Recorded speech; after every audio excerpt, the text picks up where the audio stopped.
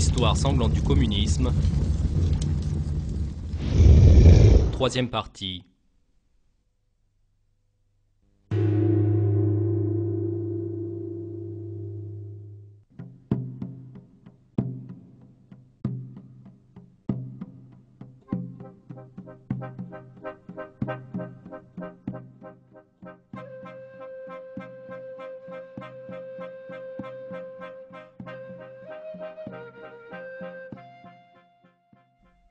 Pendant des siècles, les Chinois qui ont établi l'une des plus anciennes civilisations de l'histoire ont vécu en tant que communauté renfermée sur elle-même. Ils ont protégé leurs traditions et leur culture avec persévérance. Seulement, au XIXe siècle, les portes de la Chine ont commencé à s'ouvrir sur le monde extérieur. Ceux qui entraient par la porte étaient les Européens, avec les Anglais en tête.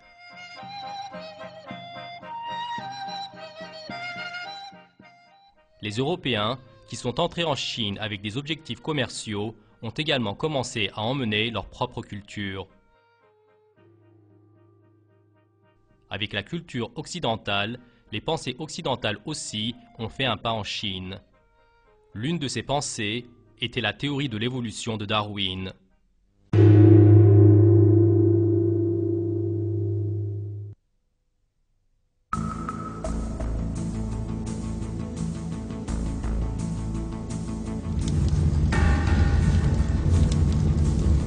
Voyage du darwinisme en Chine.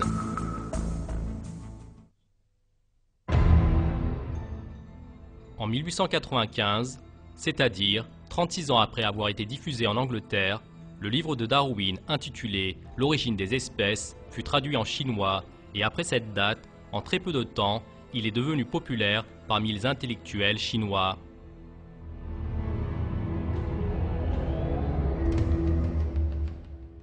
Ce ne sont pas seulement les livres de Darwin, mais aussi ceux des autres théoriciens évolutionnistes qui soutiennent ces points de vue qui ont commencé à se diffuser en Chine. Parmi ceux-ci, Thomas Huxley, considéré comme le partisan le plus fougueux de Darwin et qui pour cette raison a même été désigné à l'époque comme le chien de berger de Darwin. Le cousin de Darwin, Francis Galton, considéré comme l'un des précurseurs du racisme, le fondateur de la pensée eugéniste. Il y avait des noms tels que le darwiniste socialiste Herbert Spencer qui appliquait la théorie de l'évolution de Darwin aux sciences sociales. L'aspect commun de ces penseurs est qu'ils croyaient que les êtres humains et les êtres vivants se trouvaient dans un conflit permanent et qu'ils évoluaient au moyen de ce conflit. Ils rejetaient la création, ils présentaient l'être humain comme un être apparu à la suite de hasard et une espèce animale n'ayant pas de responsabilité envers Dieu.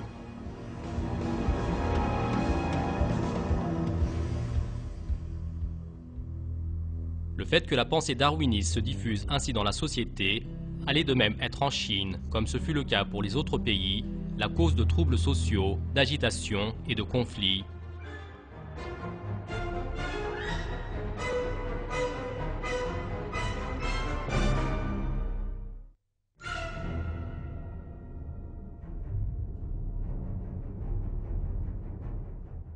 L'effet du darwinisme sur l'histoire de la Chine du XXe siècle est si grand que James Reeve Pusey, le célèbre historien de l'université de Harvard, a écrit un livre intitulé « La Chine et Charles Darwin », lequel ne traite que de ce sujet.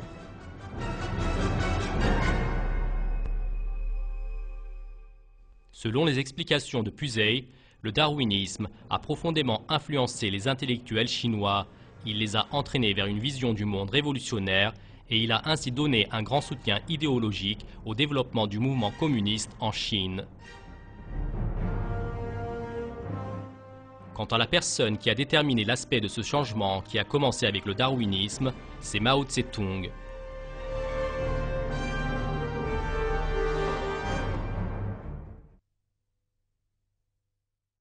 L'idéologie politique de Mao a pris forme dans les années où il était étudiant, c'est-à-dire au début des années 20. Le plus grand maître à penser de Mao était Chen Duxiu, le secrétaire général du Parti communiste dont il avait fait connaissance à Shanghai. Quant à la particularité la plus intéressante de Duxiu, c'est qu'il était un fervent darwiniste. Le sujet de sa thèse d'université était la théorie de l'évolution de Darwin.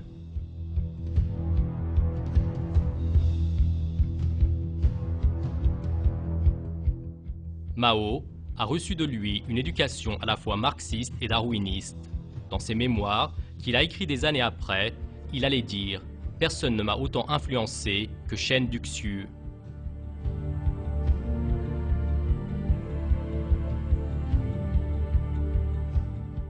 Sous peu de temps, le jeune Mao s'est distingué dans le Parti communiste chinois. Et à partir de la deuxième partie des années 20, il a commencé à prendre la direction du parti. Les guérilleros communistes, sous la direction de Mao, ont commencé une longue guerre civile contre le gouvernement central sous la direction de Chiang Kai-shek. Tout comme Mao, Chiang Kai-shek avait été influencé par le darwinisme. La différence entre eux, c'est que Mao était communiste et lui fasciste. Lors de la Deuxième Guerre mondiale, les forces de Mao et Chiang Kai-shek ont établi une alliance passagère contre l'invasion japonaise.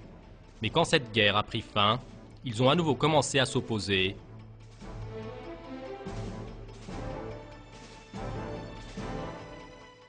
Lors de l'affrontement sanglant des deux idéologies darwinistes, des centaines de milliers de personnes innocentes furent massacrées.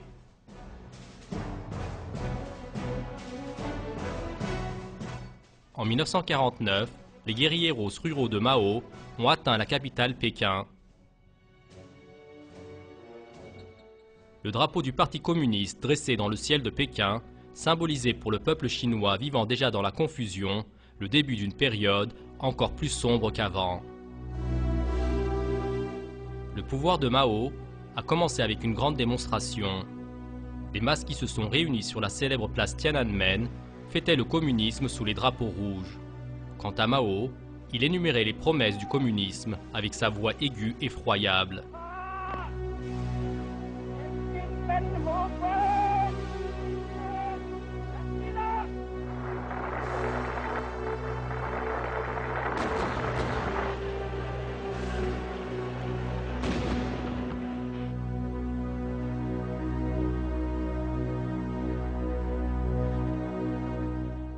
Mais la plupart de ces gens, qui applaudissaient Mao avec enthousiasme, allaient très prochainement devenir l'objectif de ces atrocités.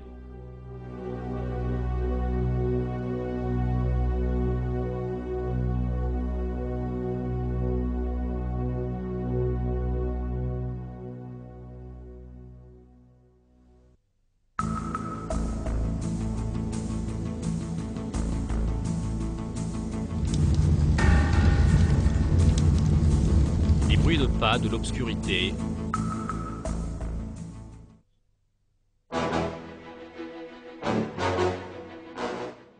Dans les premières années du régime communiste, l'Union soviétique fut le plus grand soutien de la Chine. Staline, le dictateur de Moscou, à la main ensanglantée, considérait Mao comme un allié ainsi qu'un ami personnel. Désormais, dans les démonstrations de force de Staline, Mao aussi prenait place à côté de lui.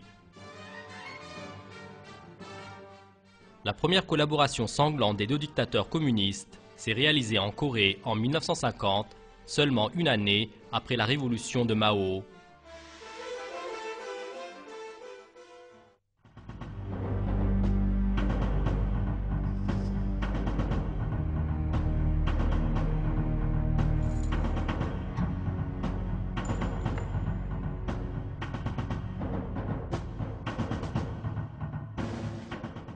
Avec une attaque soudaine, la Corée du Nord communiste, agissant avec le soutien chinois et soviétique, a commencé à envahir la Corée du Sud.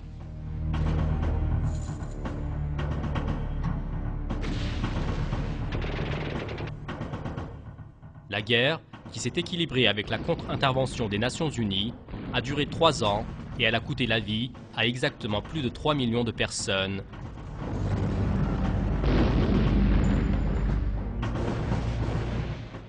L'armée de la Chine rouge a directement participé à la guerre aux côtés de la Corée du Nord. Concernant l'Union soviétique, elle avait fourni une aide en armes et munitions. Quant aux unités turques héroïques ayant rejoint les rangs des Nations Unies, elles ont donné plus de 700 martyrs dans la guerre de Corée.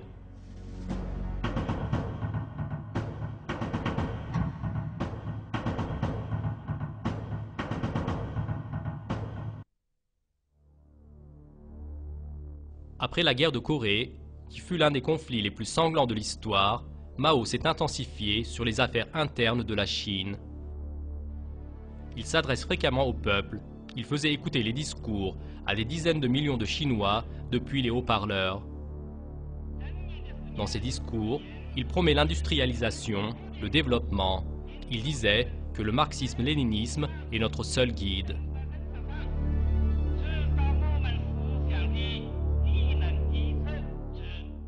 Tout comme son camarade Staline, Mao aussi voulait poursuivre un programme de collectivisation cruelle.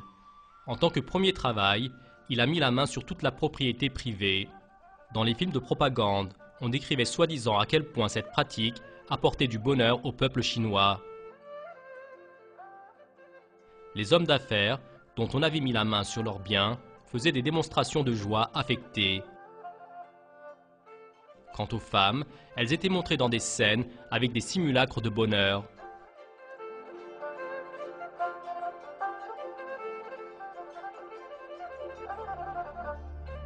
Or, dans la réalité, le régime n'avait pas apporté la joie aux gens, mais la peur. Dans les tribunaux populaires, institués dans les premières années de Mao, des centaines de milliers de personnes furent jugées et condamnées à la peine capitale en raison de simples délits.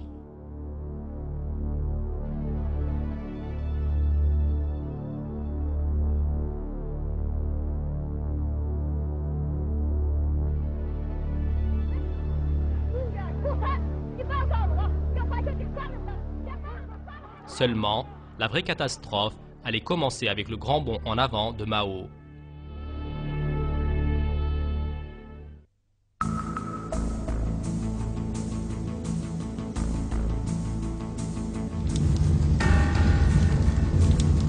Le désastre du grand bond en avant.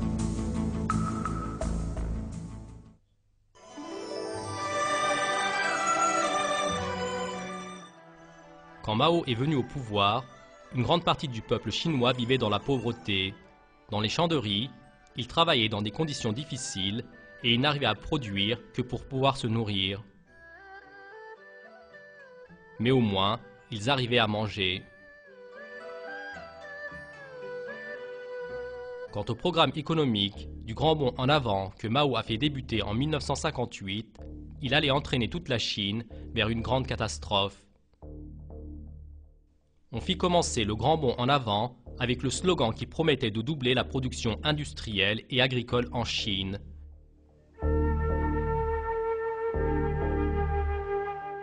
Dans les posters de propagande, on expliquait comment les produits de la Chine allaient rendre jaloux les pays occidentaux.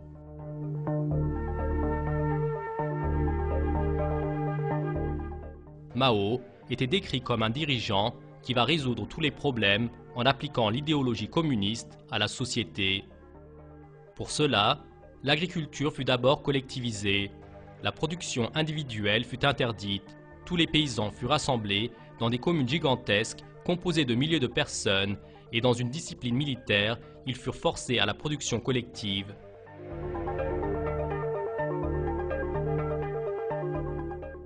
Mao visitait fréquemment les champs et il inspectait les paysans.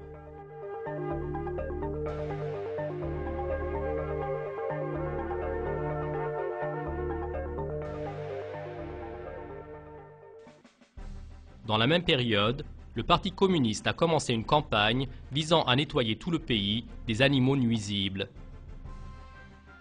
Quant à l'animal le moins désiré, c'étaient les moineaux, pour lesquels on pensait qu'ils nuisaient aux récoltes. Dans tout le pays, une grande chasse aux moineaux a été organisée. Avec des lance-pierres, des pierres et des fusils, des centaines de milliers de Chinois se sont mis à tuer les moineaux.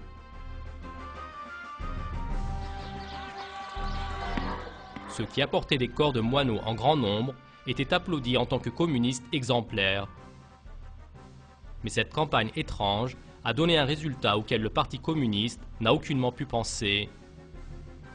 la diminution de la population des moineaux à un niveau pratiquement nul fut la cause de la reproduction rapide des petits insectes que les moineaux chassaient, et ceux-ci firent subir beaucoup plus de dommages aux récoltes.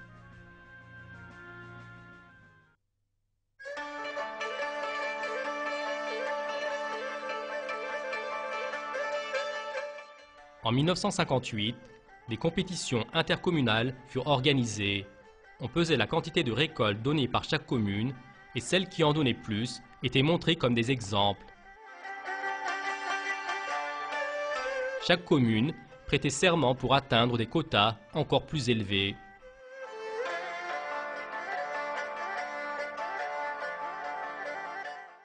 Dans la moisson d'après, elles ont déclaré que toutes ont largement rempli leurs quotas. Mais les chiffres donnés étaient faux. Chaque commune faisait de l'imposture pour pouvoir se montrer comme celle qui a produit le plus.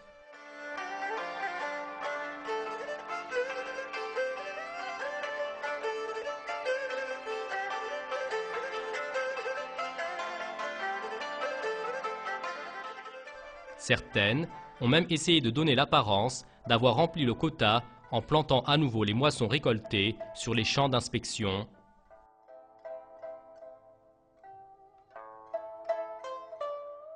Ce système communal fut la raison de fausses statistiques, et ceci a donné naissance à une très grande erreur. Le Parti communiste a déclaré que la Chine possède des stocks de céréales et de riz bien plus que ce qui est nécessaire, et que dans la période à venir, il faut se concentrer sur d'autres travaux. Pour cette raison, des dizaines de milliers de paysans se sont retirés des champs et ont été entraînés dans la construction d'un canal gigantesque.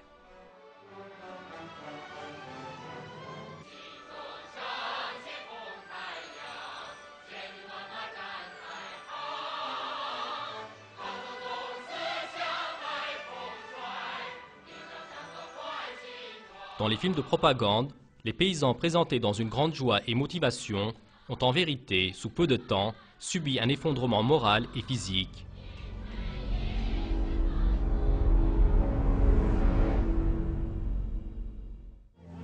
Des dizaines de milliers de personnes qu'on faisait travailler dans des conditions d'insécurité ont perdu leur vie dans des accidents du travail.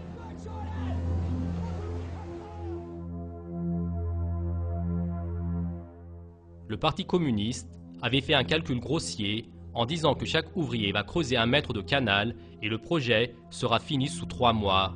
Or, finir le canal allait durer plus de 10 ans.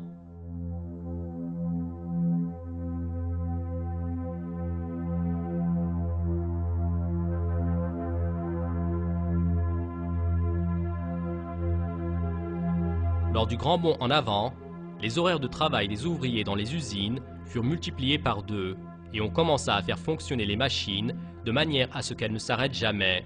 Mais les machines qu'on n'autorisait pas à arrêter, y compris pour les réparations et l'entretien, ont commencé à tomber en panne peu de temps après.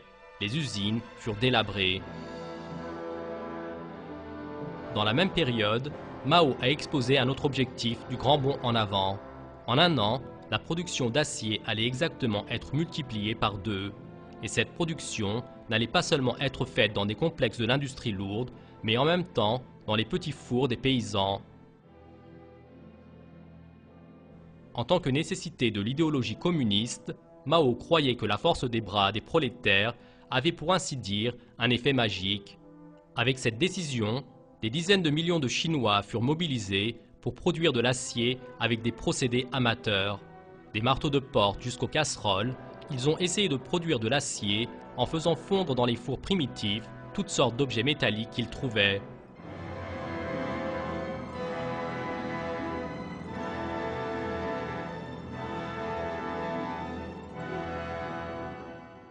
Les femmes coupaient leurs cheveux et les mélangeaient à la boue des fours.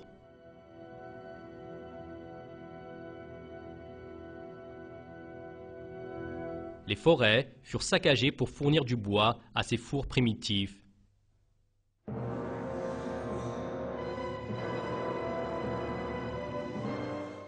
Les gens qui vivaient dans les villes, par exemple, même les docteurs, en dehors de leurs horaires de travail, participaient à la production d'acier qui était considéré comme un devoir national. Mais toute cette campagne était faite de manière très insensée. Les Chinois produisaient seulement de l'acier et non un quelconque instrument utile. Qui plus est, l'acier produit manquait tellement de qualité qu'il ne servait absolument à rien. Les dimensions du désastre apparurent en 1959. Alors qu'on exilait les paysans pour la production d'acier ou la construction de canaux, on s'était désintéressé de l'agriculture.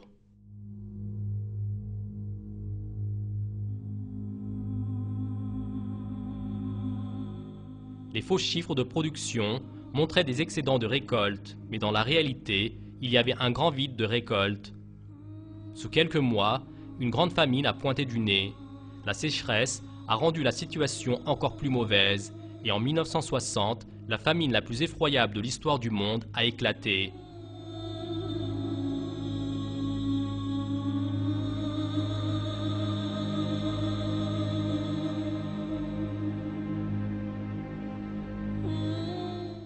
En 2 ans, environ 40 millions de personnes ont rendu l'âme en se tordant de faim. Le grand bond en avant de Mao s'était transformé en grande catastrophe.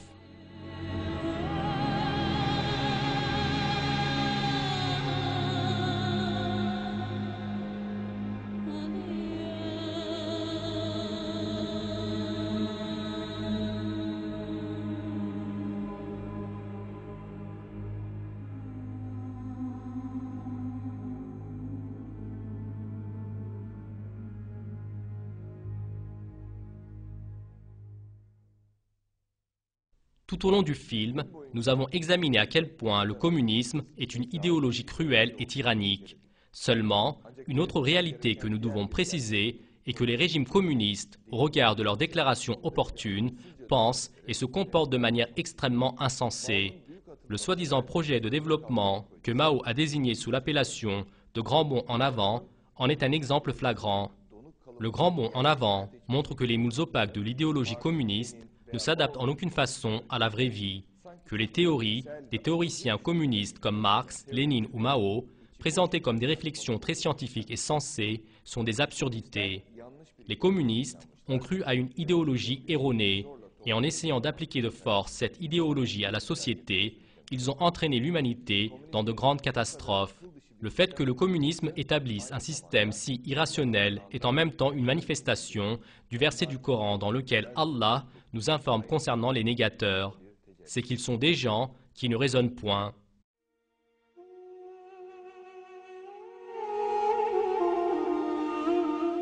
Lors de la période du Grand Bond en avant, les politiques absurdes du Parti communiste n'étaient pas l'unique raison de la famine. Mao et ses partisans avaient en même temps considéré la famine comme un procédé de punition. Les régions qui subirent le plus de dommages à cause de la famine étaient les villes et les campagnes qui ne se montraient pas suffisamment obéissantes au régime communiste. Le Parti communiste a fait intentionnellement ramasser les récoltes dans ces régions. Tout comme ce fut le cas dans la Russie de Staline, il les a gardées dans des dépôts et en connaissance de cause, il avait condamné les paysans à la mort. Quant à la raison pour que les communistes chinois puissent être cruels à ce point, c'était une conséquence de leur regard sur l'humanité. Tout comme Lénine ou Staline, Mao aussi considère les êtres humains comme un troupeau d'animaux et il ne leur avait donné aucune valeur.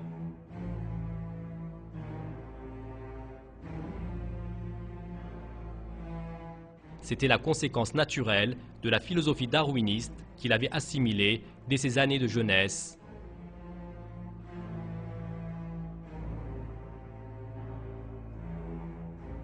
Ainsi, Mao, en disant que la base du socialisme chinois repose sur Darwin et la théorie de l'évolution, exprimait ouvertement le support de la cruauté pratiquée.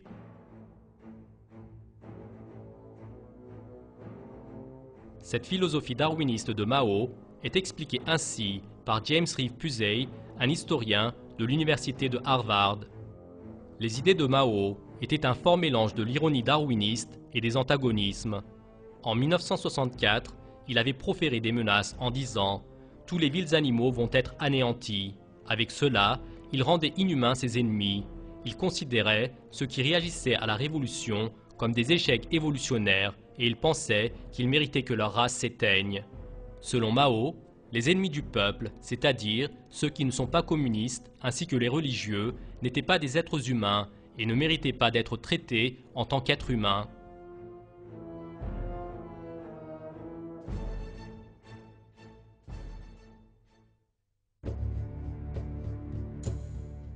Les Turcs ouïghours musulmans, qui vivaient dans le Turkestan oriental sous occupation chinoise, venaient en tête de ceux qui subirent l'oppression de Mao. Avec sa politique de génocide à long terme menée au Turkestan oriental, le régime communiste a cruellement massacré des millions de personnes innocentes.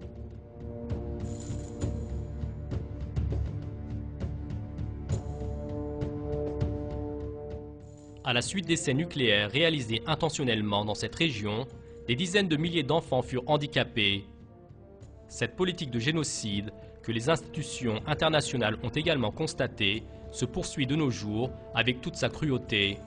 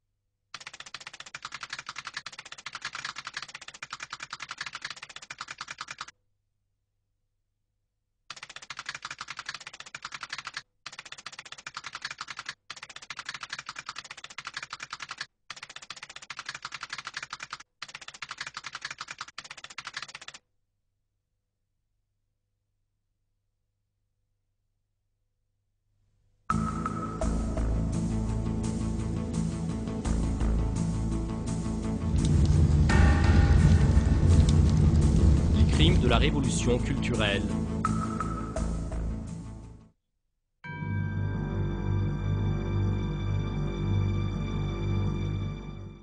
Après le désastre du Grand Bond en avant, Mao s'est retiré de la scène et s'est enfermé dans une sorte d'isolement. Il a laissé la direction du pays à des bureaucrates plus modérés. Même si c'est en partie, les Chinois sont retournés à leur vie normale et ils ont pu respirer un peu tranquillement.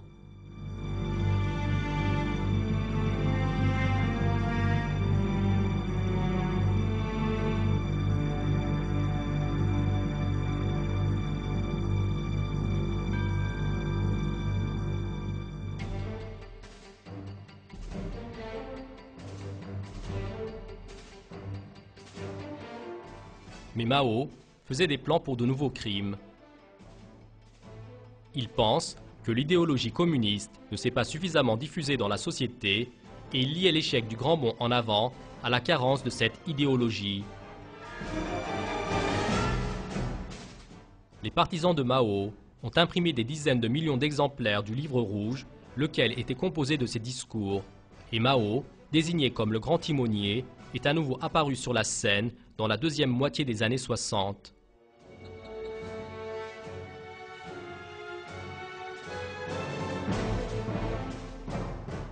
Avec sa démonstration de nage, qu'il a organisée sur le fleuve Yangtze, il exposait à la fois son énergie et ses partisans.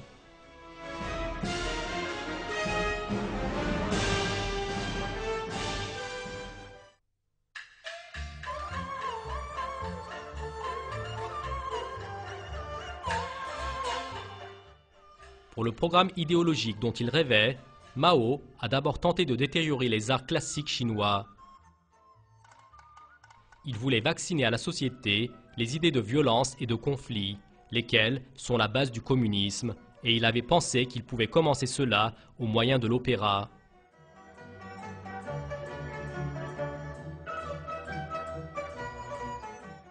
Sur le visage des acteurs, dont le cerveau était lavé avec les doctrines maoïstes, on lisait les traces de la folie communiste.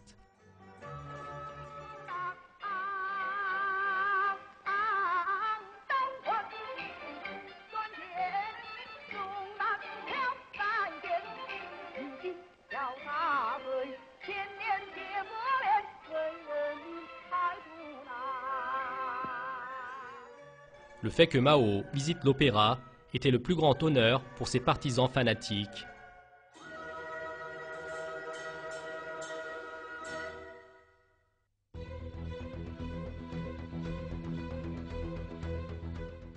Et Mao a fait commencer son deuxième élan en 1966.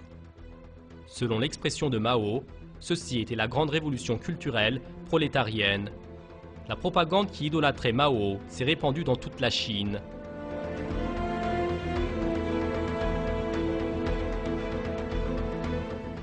Dans les écoles, on fait apprendre par cœur le livre rouge de Mao aux enfants. Sur les murs, ces slogans sont écrits. Sur les affiches, Mao était pour ainsi dire décrit comme un être extraordinaire.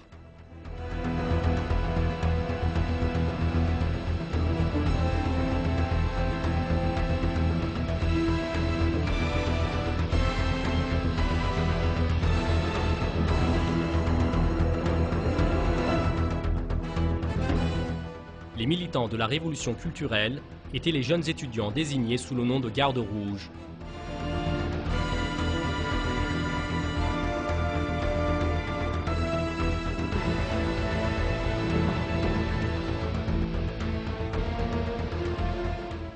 Le 18 août 1966, plus d'1 million de gardes rouges au cerveau lavé avec les idées de Mao se sont réunis sur la place Tiananmen. Pour pouvoir voir le visage de Mao, ils s'écrasaient les uns les autres.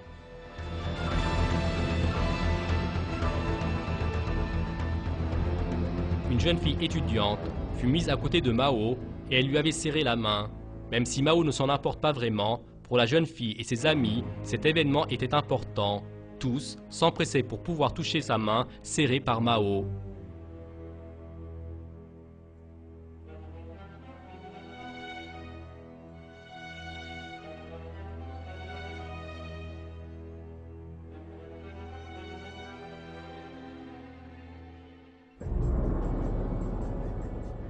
Mao a envoyé sur la société ces jeunes au cerveau lavé avec le slogan « On a raison de se révolter ».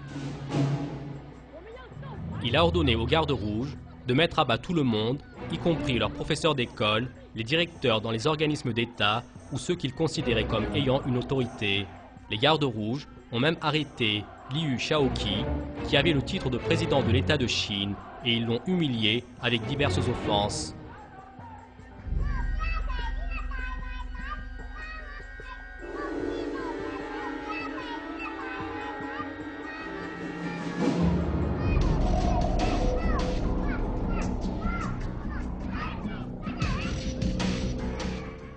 Toute personne sous la direction d'une institution quelconque, même si elle n'a aucune culpabilité, fut accusée de ne pas être communiste, exposée à la foule, puis humiliée.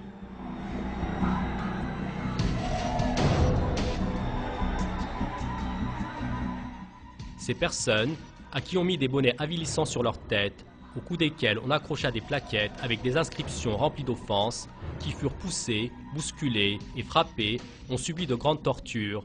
La plupart furent tués dans des cérémonies d'exécution de masse. Les gardes rouges pouvaient y compris avilir et frapper leurs propres pères et mères. Ils arrêtent les passants et les interrogent sur des passages du livre rouge de Mao. Ceux qui n'arrivaient pas à répondre, ils leur passaient une raclée. Plus de 1 million de personnes furent tuées de cette manière.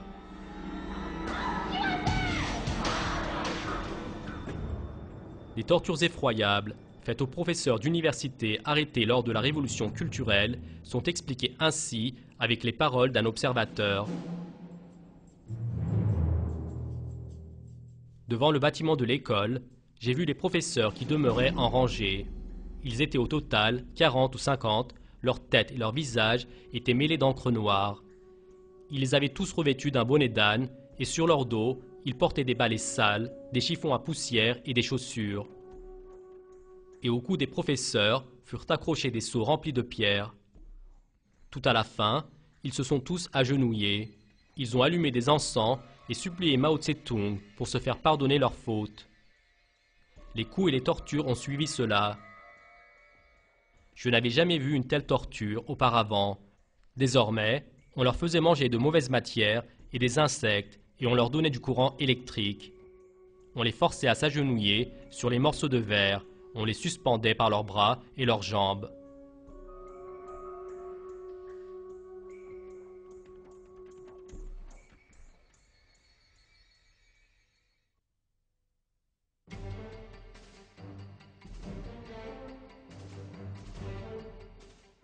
Les gardes rouges ont également attaqué les diplomates occidentaux. Le pays fut entraîné de plus en plus vers la violence et l'anarchie. Les musées ont été détruits, les livres brûlés. Un certain temps après, les conflits ont commencé entre les fractions concurrentes des gardes rouges. Les usines, les écoles, les hôpitaux sont devenus non fonctionnels. Les absurdités de Mao avaient entraîné tout un pays dans l'anarchie.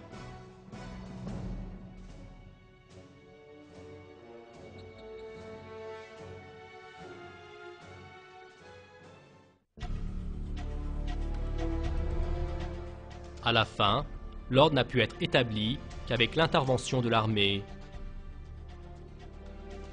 Les gardes rouges furent neutralisés en étant envoyés pour travailler dans les champs.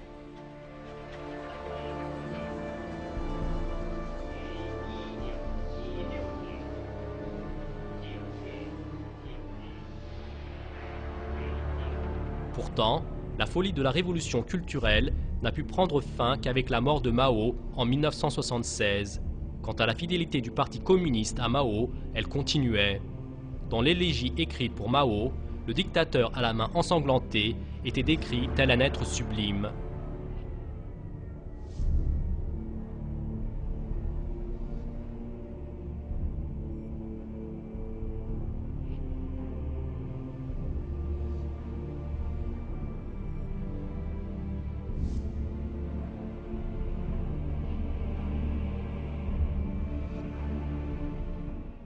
Le corps de Mao a été conservé en étant embaumé.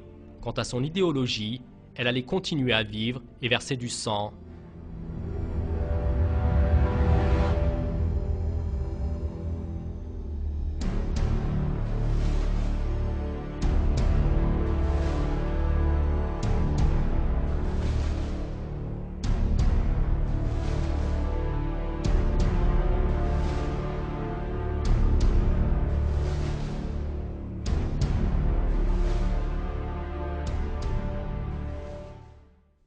Le maoïsme est la plus mauvaise version du communisme.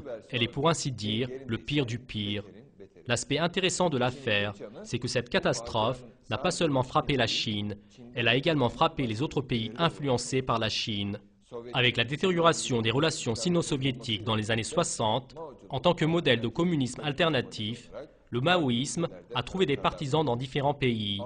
En Albanie, en Corée du Nord et au Cambodge, des régimes reposant sur les principes maoïstes ont été établis. Et dans ces régimes furent vécues des atrocités forçant l'entendement humain. Et en particulier, les champs de la mort du Cambodge sont le récit d'une atrocité hors pair dans l'histoire du monde.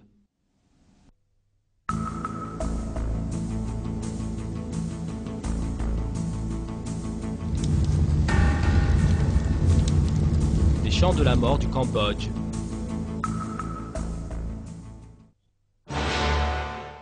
Le Cambodge, qui est un pays d'Asie petit et pauvre, a commencé à sentir le souffle froid du communisme dans les années 60.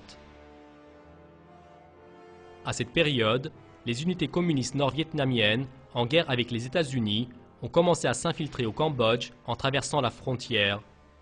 Dans les années 70, le pays fut entraîné dans une guerre civile. Les guérilleros communistes cambodgiens, désignés sous le nom de Khmer Rouge, ont commencé une guerre sanglante contre le gouvernement central. La haine dans leur cœur était lisible sur leur visage.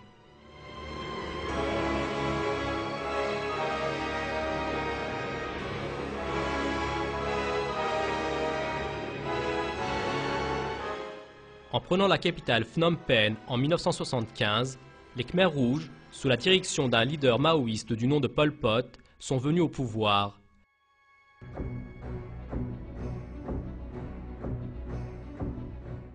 Avec la révolution Khmer Rouge, une grande terreur a commencé.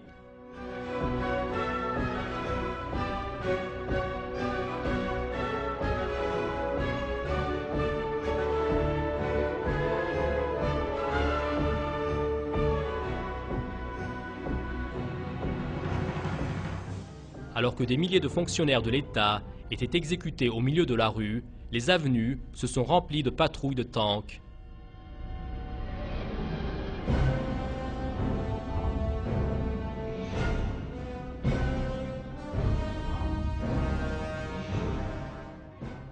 En se basant sur le slogan de Mao, le chemin du communisme et la paysannerie, les Khmers rouges ont sorti des villes toute la population du pays et les ont relégués dans les campagnes.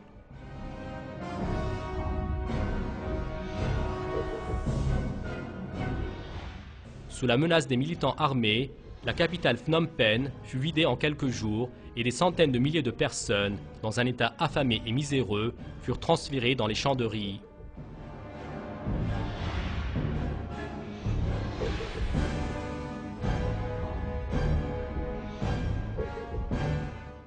Ces champs allaient se transformer en des champs de la mort où, avec une poignée de nourriture, on allait faire travailler les gens jusqu'au point de mourir et où on allait les exécuter pour le plaisir.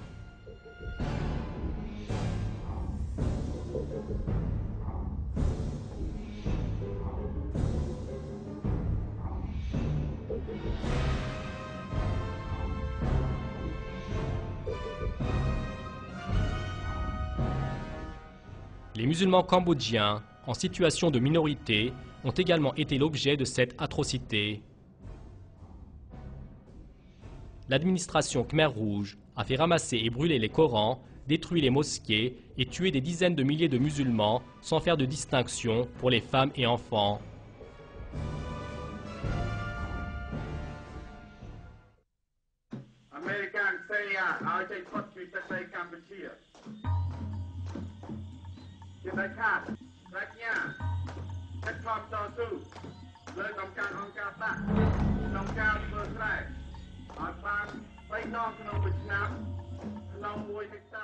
En plus de la religion, le régime communiste était également décidé à éradiquer la famille.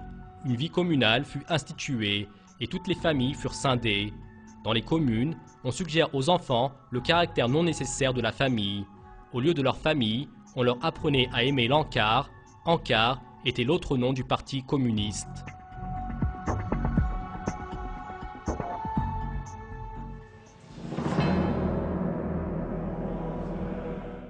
Ces pratiques n'étaient rien d'autre que les passages à l'acte des commentaires de Marx et Engels concernant l'origine de la famille. Marx et Engels, qui voyaient l'être humain comme une espèce animale ayant évolué du singe, avaient avancé que ce dernier ne devait pas posséder les notions comme la religion, la moralité et la famille. Eh bien, les champs de la mort des Khmers rouges furent établis pour mettre en pratique cette croyance erronée de Marx et Engels. Dans les champs, toute personne de qui l'égard doutait pouvait être tuée, même si ce doute était petit. Avant, les Khmers rouges réalisaient les exécutions capitales en tirant sur la tête des gens. Ensuite, pour ne pas dépenser de munitions, ils ont commencé à tuer les gens en les étouffant, en leur passant un sac plastique sur la tête. Dans un pays de 9 millions d'habitants, exactement 3 millions de personnes furent massacrées de cette manière.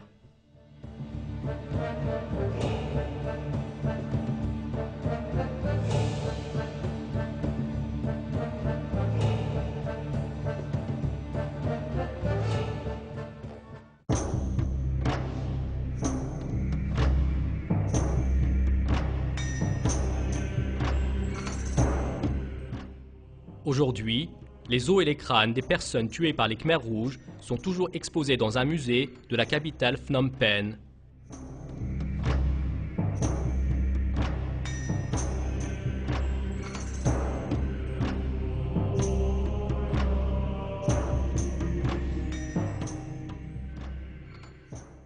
Sur les photos des gens que les Khmers rouges ont iconographiés avant de tuer, on peut lire une peur intense.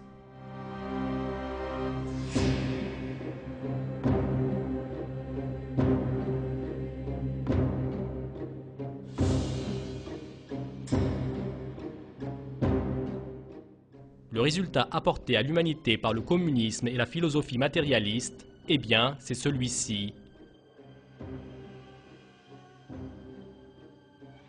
Toutes les idéologies qui nient Allah, qui détourne le visage de la moralité qu'il a enseignée et qui considère la terre comme un terrain de conflit apporteront de la même manière des catastrophes à l'humanité.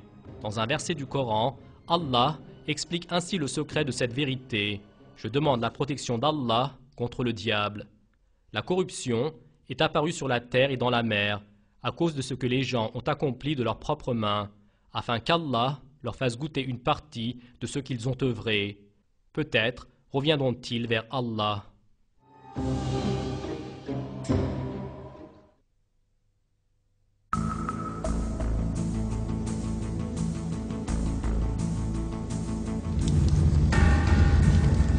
La génération 68.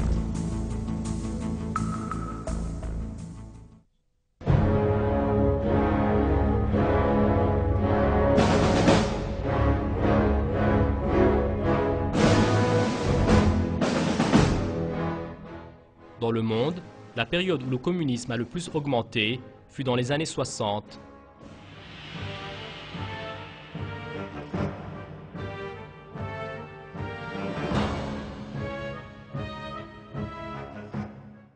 L'Union soviétique et le bloc de l'Est étaient dirigés par le régime communiste de Moscou. En Chine, Mao fut idolâtré et son idéologie fut acceptée comme un guide infaillible.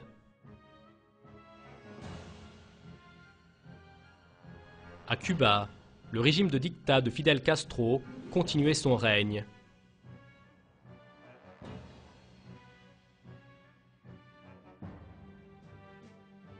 Che Guevara, le leader de la guérilla communiste, essayait d'organiser des guerres de guérilla au Congo et en Bolivie. La peur des organisations de terreur communistes ou des régimes communistes était tombée sur l'Afrique, l'Amérique latine et sur de très nombreux autres pays en Asie.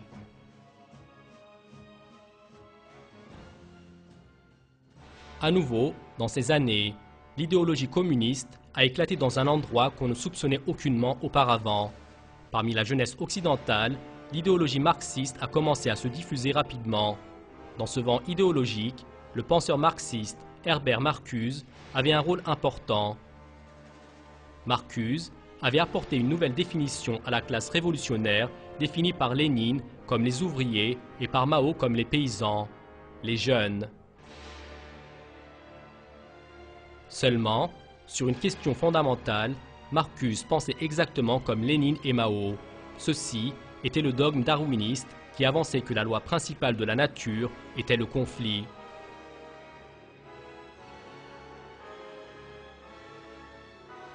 La croyance de Marcuse pour le conflit a déversé la génération 68 dans les rues. Les jeunes Anglais, qui lançaient des slogans en faveur de Ho Chi Minh, le leader du Vietnam du Nord, ont organisé des manifestations de contestation.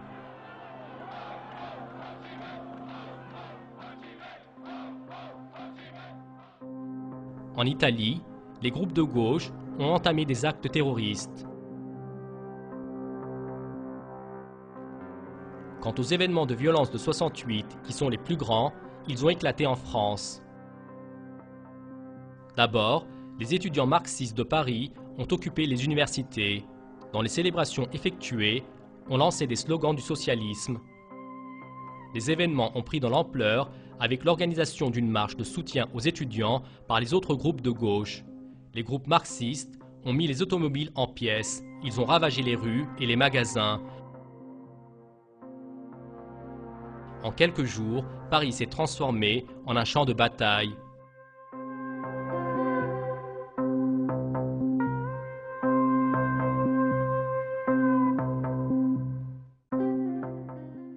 Cette barbarie, menée sous des drapeaux rouges, n'a pu être maîtrisée que des mois après.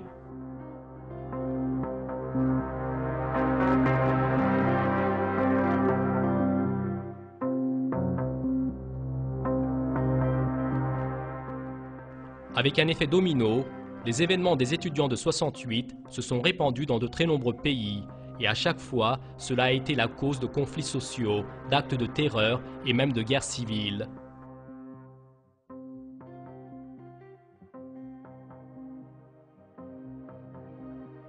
Les jeunes, qui entraient en dépression en raison des problèmes politiques et économiques de leur période, avait cru que le communisme était une solution.